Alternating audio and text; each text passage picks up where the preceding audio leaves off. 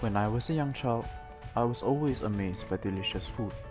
I remember as a kid watching MasterChef on the television and imagining myself wolfing down the dishes that were presented there. But I never really wanted to cook my own food as I knew cooking was very difficult. I also had a very picky palate. If I didn't like the food, I wasn't going to eat it. My mother wanted me to realize how privileged I was and decided to enter a cooking competition together with me. I was working hard on each dish, pouring all my effort into making each dish perfect for the judges. But in the process, I wasted many ingredients, which caused me to be disqualified. It was so embarrassing that after the competition, I never cooked again. Skipping a few years later, my mother switched to a job that required her to travel a lot. Seeing an opportunity, I immediately asked her if I could follow her on her trips.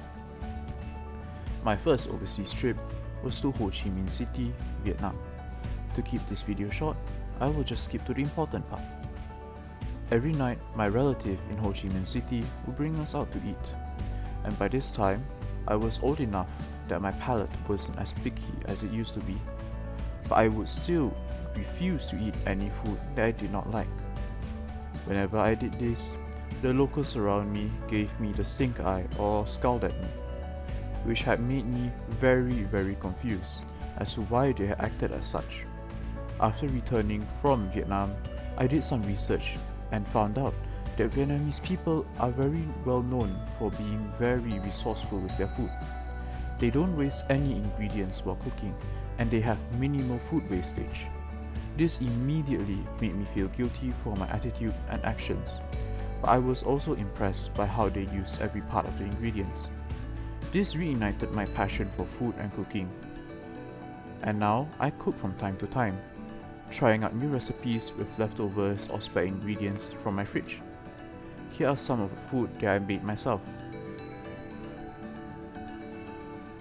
Through this experience, I have learned that food is very precious and mustn't be wasted even if it tastes bad, and I have to be mindful when using the ingredients by making sure that I don't waste any parts.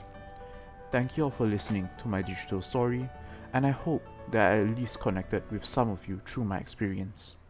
Thank you.